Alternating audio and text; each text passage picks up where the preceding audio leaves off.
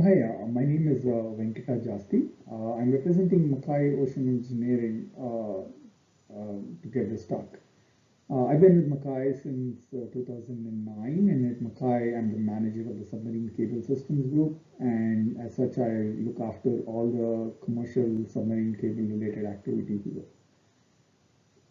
First, I would like to thank our outgoing secretary, John, and our new president, Ryan, and the entire ICPC team for putting this event together, and given the unprecedented conditions around the world right now. My original intention for this presentation, actually I originally submitted this presentation for last year's 2020 meeting, and I was hoping to do it in person. And as the title suggests, it was supposed to be an open-ended question discussion sort of a thing, and I was hoping that there would be some robust discussions after the presentation itself and questions as well as throughout the conference. Nevertheless, like I will try my best to lay out those questions that I had in mind and so on. And I still hope that there will be some a bit asynchronous, robust discussions via email, chats, and perhaps at some point during later part of the year or next year when we get a chance to meet in person. Mackay's cable division has been in existence since 1989. So we've been involved with submarine cable activity for a while now. We are the leading providers of submarine cable route planning software, route engineering software called Mackay Plan, with over 400 plus licenses that are used by route engineering teams worldwide. We are also the providers of Mackay Lay, which is the real-time installation management that is used on about 35 plus cable laying vessels worldwide. And combined, they have laid over 600,000 kilometers plus cable around the world again. So basically, this software point of view is the majority perspective we bring to this problem at hand that we wanted to discuss today. But we've also done several hands-on route engineering things, and we've been on several cable vessels laying cables over the years. So we do bring a little bit of the user perspective as well. The title of the presentation that we first submitted back in 2020 and which we still kept for the presentation is enough information being used for real-time decision making during submarine cable installation, and is enough being preserved for post-installation analysis and reporting. I will address these specific questions in this presentation, but in the interim, we had given this topic a little bit more thought, and I think there is a more generic question here, right? So it can be framed as such, right? So is enough importance and thought being given to preserving and passing on data that is collected and accumulated as a submarine cable life cycle progresses from planning to the final installation stage, and in cases where repair is being done, probably even the repair stages. So again, like as some of you might be familiar, our last couple of talks that we did here in ICPC and in Suboptic have always revolved around automating various aspects of engineering and control steps that are within our software. So in implementing these steps, one thing that became very clear to us is data is a critical part to make some of these automation steps happen. So while I will address these specific questions that were raised in the title of this presentation, what I ask everyone to do is like think about are there any other areas where meaningful data is being generated and not being saved, and if so, is there any value in preserving that data, and could there be some future learnings to be had if that data is preserved?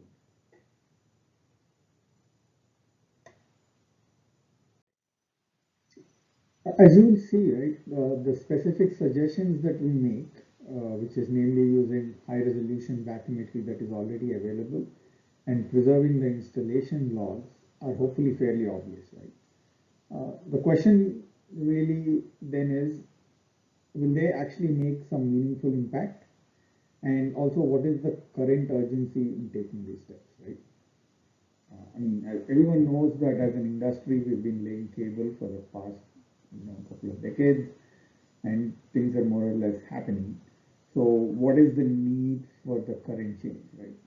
Um, I mean, there are a few suggested answers that I will make, but I think the reason why we left them as a questions is because we need feedback from others in the industry as well. Specifically, I think from installers and cable owners and what their thoughts on or what they think the benefits might be by taking these steps. Right. So the points that we can think of are basically one, I think at this point, everybody in the world realizes how critical like the submarine cable infrastructure is, and how the global connectivity relies on it. And we understand that there is network and system level solutions to put redundancies and so on, so that the uptimes and everything are maintained. But in parallel, I think everyone acknowledges that there is a need for improving the installation quality. Right? The installation quality is directly related to failure rates or the longevity of the submarine cables. The second, a little bit more of a nuts and bolts answer, is that some of the best practices that we are currently following actually have been originally established when the storage and computational capacities and things were expensive, which is no longer true, right? So it is easy enough actually to get like terabytes of storage and GPUs if needed and so on every vessel at a reasonable cost nowadays. In theory, it should be possible to log like every single data telegram that is being generated on the vessel and still not run out of storage for a cheap cost. The third, and this is maybe more of a software motivated point, but as I was saying earlier in the introduction as well, data is a critical thing for automation, and I think I will show one of the concrete examples later on in the presentation, and I think everyone will clearly see that this is a key ingredient to have some sort of automated controls and automatic route generations and so on. Now, coming to the first specific question that I want to address in this presentation, which is, should we use like full 3D bathymetry data that is collected along the survey corridor as is, without downsampling in the subsequent final route engineering steps and as well as the subsequent real-time installation management on the vessel? First, let me explain how terrain data is actually currently being used, right? And I must admit that Mackay should take some of the responsibility for how things are being done currently, because we are involved in many of these steps. When an expensive survey is conducted, what you end up with, surveys are usually conducted along the route corridor, what you end up with is huge volume of bathymetry point data, right? This point data is then fed into standard digital terrain modeling methods, and what you end up with is more or less full resolution, high detail, gridded data, and the rendering of that, the geotiff that comes from the gridded data, you can see the sample on the top right figure on the slide. What is done next is contour maps are generated, as seen on the bottom right figure, from this gridded data. At this step, sometimes the contour resolution is kept high, but many times the resolution is dropped. Either case, you can see how like some amount of information is lost in this translation, right? So you have these high resolution points, and then you end up with like these averaged out contours, so to speak. And most of the route engineering that happens nowadays is done with these contour maps as overlays. Then the route engineering itself is completed and the route position list is finalized, and the RPL is actually crossed with the contours, and you can see that on the bottom middle figure on the slide. And from it, what you end up with is depth along the route, right? So the KP versus depth, which is basically a one-dimensional information. And oftentimes this is the only information that is passed on to the cable laying vessels. In recent times, people started sharing the entire project, so they do end up getting some geotiffs and contour maps and so on, but they're still only being used as visual overlays and are not actually being included in the real-time cable model calculations.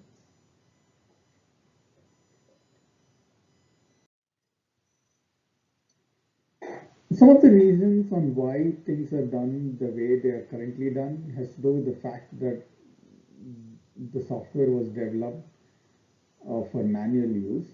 Uh, it was designed so that a person can go and click buttons and create a route, or a person can sit in front of a computer and manage an installation and so on. And some of the reasons had to do with computers back then being a lot less powerful. The computational limits itself are no longer true, as I mentioned earlier in the presentation.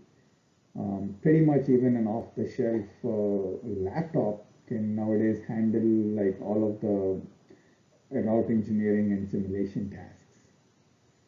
The complexity and tediousness of doing route engineering, especially when it is done manually, is still true uh, to some degree. But with the latest tools and more automation to come, I think these factors should also be reconsidered. Route engineers typically focus and try to pick like wide corridors, right, with limited side slopes. This makes the life of installers a little bit easier. In case during the installation, if they go off the path for whatever reason, they don't have to worry too much about things slipping and side slopes and things like that. But as the seabed is getting congested, as everyone knows, it is no longer possible to get like these free, uninterrupted wide corridors in some parts of the world. And it might almost be inevitable that we should start looking at seabed or available seabed in high resolution and start thinking about installing cables with tighter corridors. Um, so I guess the argument is that some of the current practices have to be, scrutinized and should think about them again.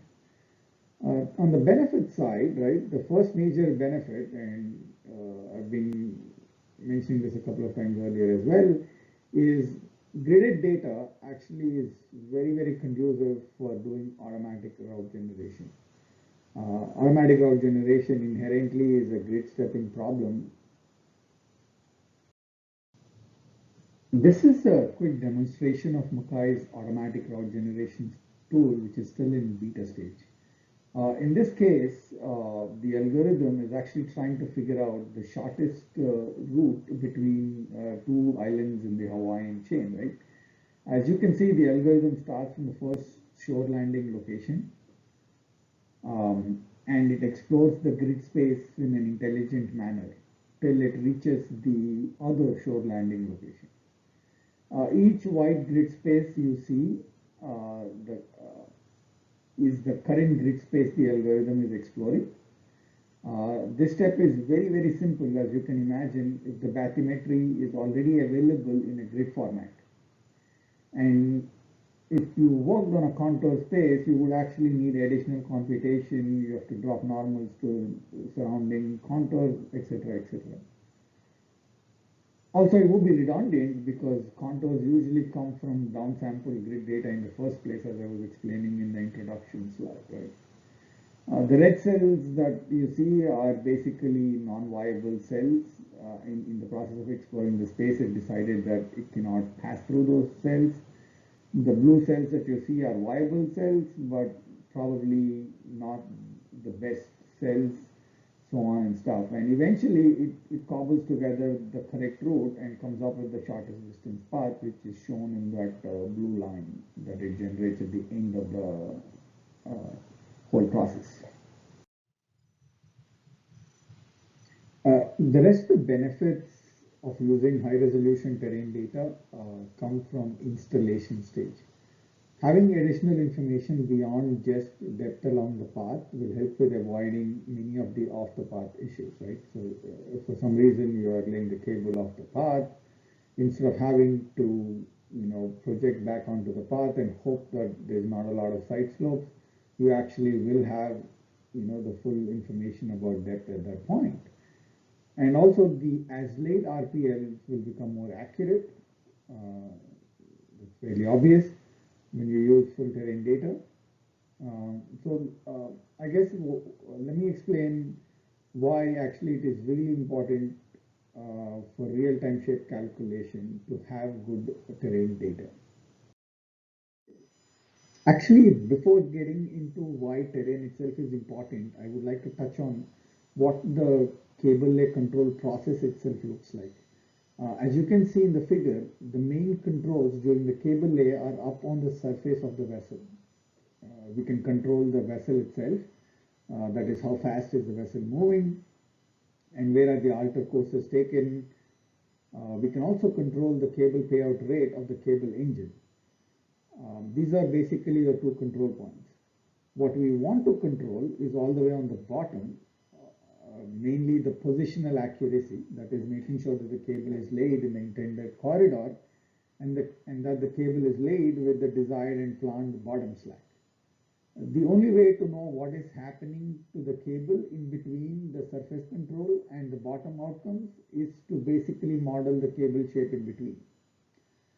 If you can accurately model this cable shape in real time, you can use this as your basis for taking correct and timely actions at the surface so that the cable gets installed as per your plan.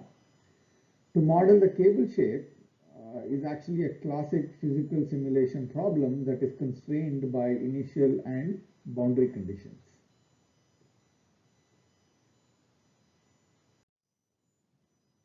If you look at the same figure from a physical simulation point of view, you can see that you have top boundary conditions, which are the ship position and the cable distance at the cable overboarding point. And the bottom boundary condition is the terrain itself. We use a finite segment cable model, which basically starts from the previous time step cable shape, and you try to calculate what the shape should be in the current time step, and the shape should basically match the current boundary conditions, and it should respect all the cable physics like balancing the drag forces, wet weights of the cable, and the tensions along the various segments. You can see now why terrain, which is the critical boundary condition, is important. An easy way to think about this is if you, for some reason, have the wrong depth at the touchdown point, you will end up with a completely different cable shape in the water column.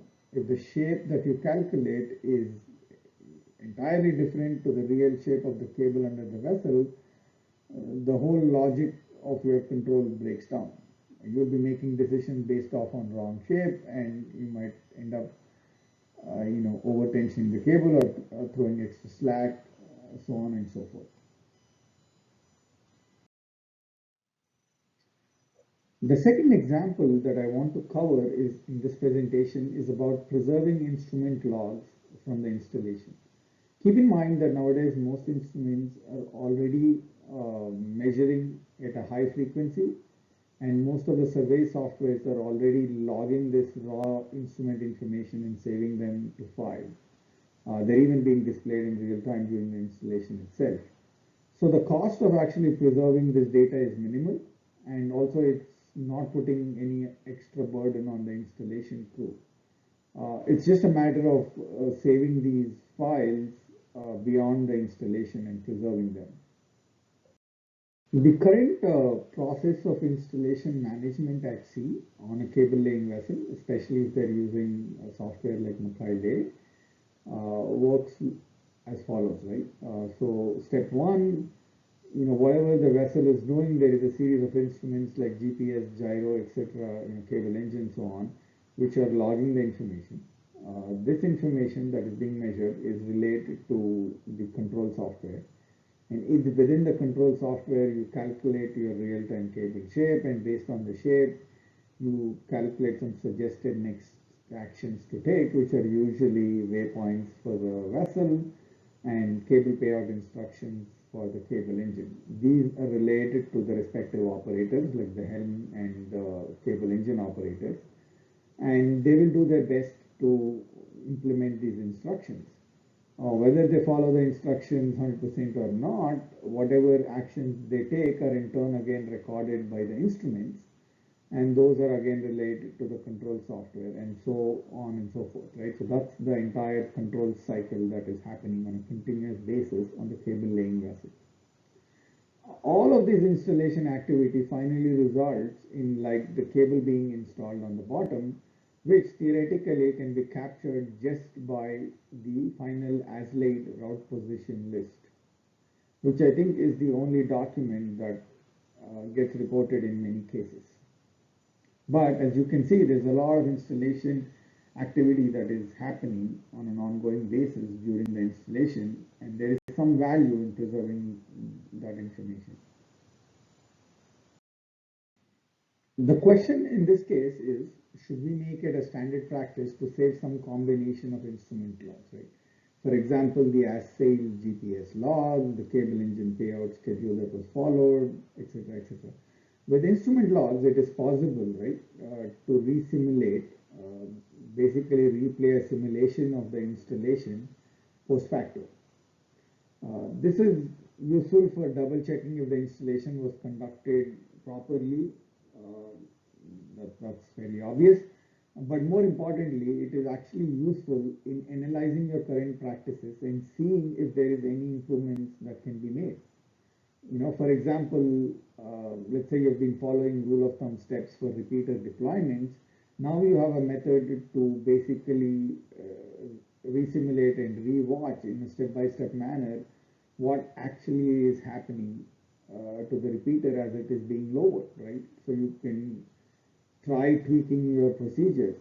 You can actually redo your simulations with these modified procedures and see if there are improvements made. In other words, you can improve your best practices, right? In the future, like if we move towards more automated control, the control algorithms themselves can be different flavors. One is they can be physics-based, or the other cases can be that you could simply codify your best practices, or maybe sometime in the future you can even start thinking about some machine learning components to it. In the last two cases, having high quality past installation data that you can learn from actually will be very important. Another separate advantage is the possibility of creating high resolution as laid route position lists, RPLs. Theoretically, it is possible to do this step even during the installation if everything is set up correctly. But if that is not the case, this can be done post-installation as long as you have all the necessary instrument logs and you can recreate the simulation.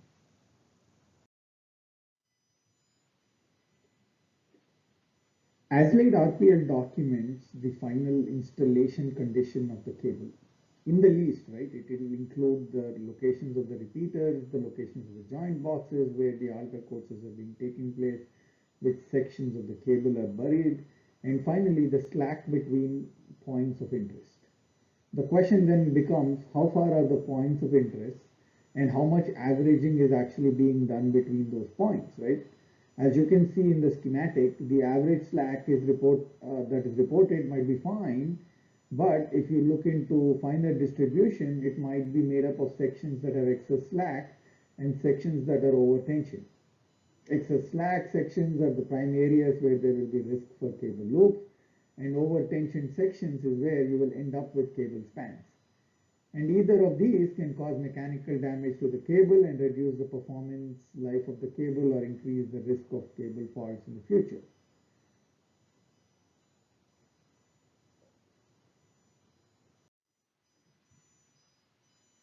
To make things concrete, the current ICPC guidelines, for example, is to report the slack between a pair of repeaters. On an average, the distance between repeaters is about 50 kilometers. At an installation speed of about 5 knots, this is about 6 hours of installation activity.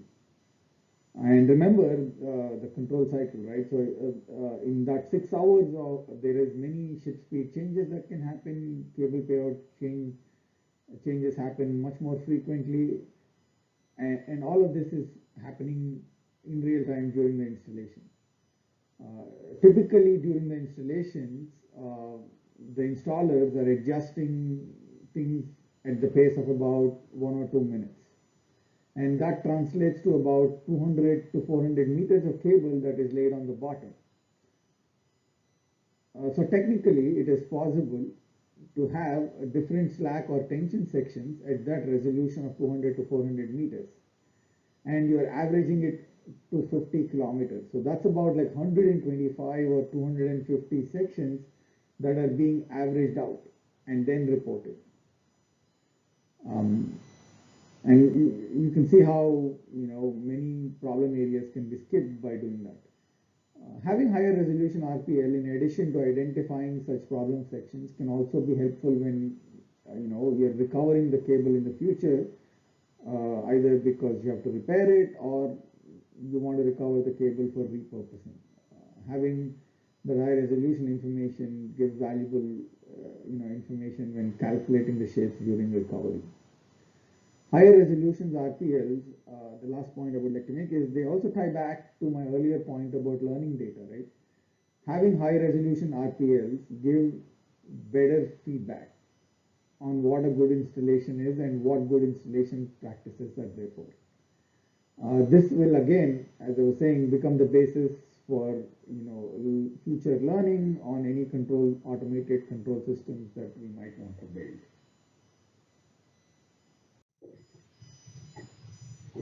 With instrument logs and high resolution as late information, it is possible to do what we call as post-lay analysis.